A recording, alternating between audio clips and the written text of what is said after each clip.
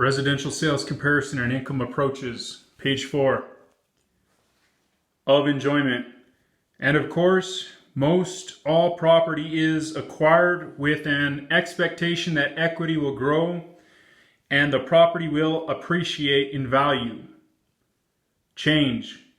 Change is a principle that affects value. It changes all factors influencing real estate, and property values are constantly changing.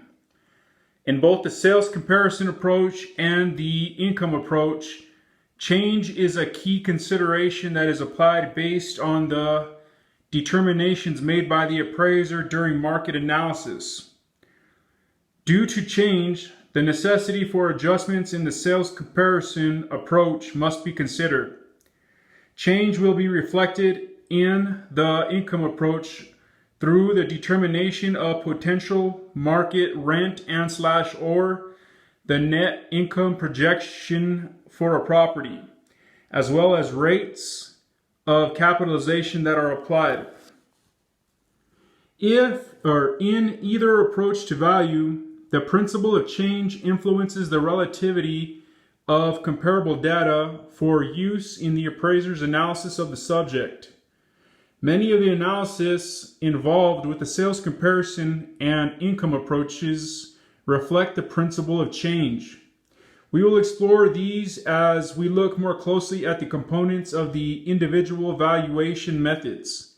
But change is most commonly related to one or more of the broad forces of value known as pegs: physical, economic, governmental, and social forces, which are identified as part of the appraiser's market analysis. Change is an important consideration that appraisers determine and apply during a market analysis. This is true for both the sales comparison approach and the income approach. Physical environmental forces. Physical forces are referred to by some sources as environmental forces because they refer to the environment in and around the property or area.